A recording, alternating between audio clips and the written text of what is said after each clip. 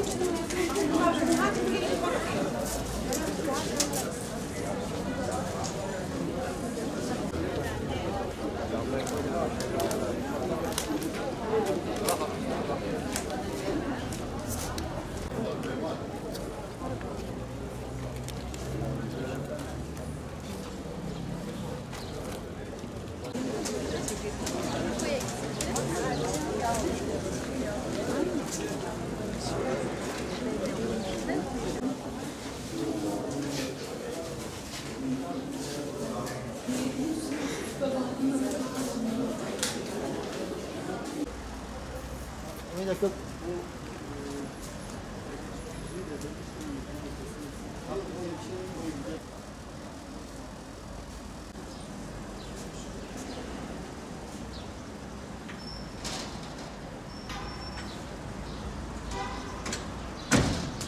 YKS sınavı bu yıl biraz stresli, heyecanlı geçti benim için. Bir de geçen yıla oranla matematik soruları oldukça farklı bir şekilde değişti.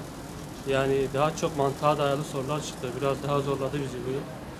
Türkçe soruları mantığa dayalıydı. Onlar yani güzeldi. Ama felsefedeki kültür soruları gerçekten çok zorlu sormuşlardı bize.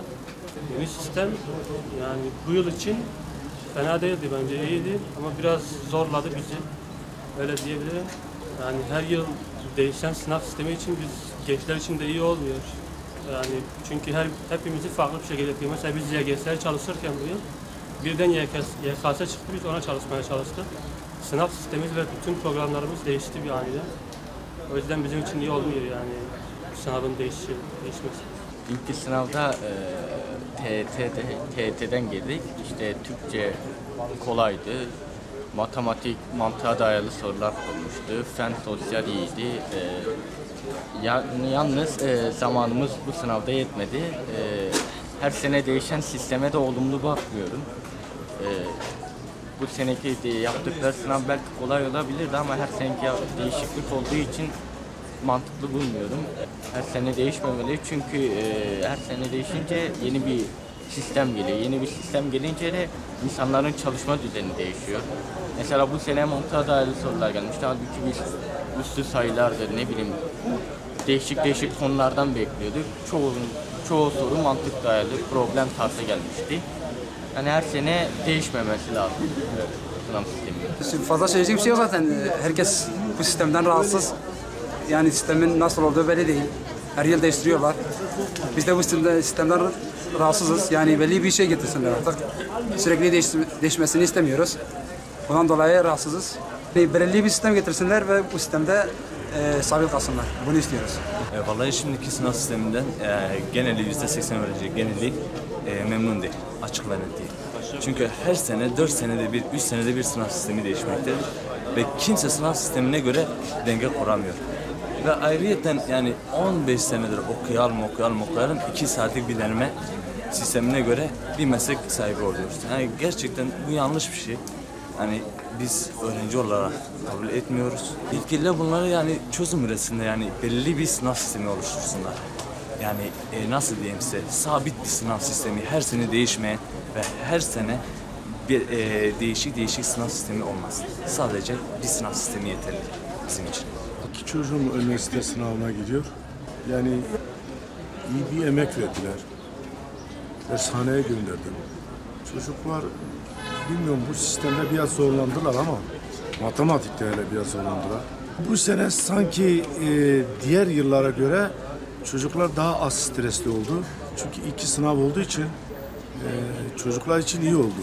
Vallahi değişmemesi daha iyidir. Yani toplumsal bir mutabakatla velilerin, ne bileyim öğretim görevlilerinin, öğretmenlerin, vatandaşın görüşünü alınarak bir sınav yapılırsa, oturtulursa ona göre öğrenciler kendileri hazırlarlar. Veliler de ona göre bir çaba içinde olurlar. Sürekli değiştiği zaman adapte olunamıyorsun, yenilemiyorsun kendini. Bana göre yani bir sistemin oturtulması ve devam edilmesinden benim görüşüm bundan yana.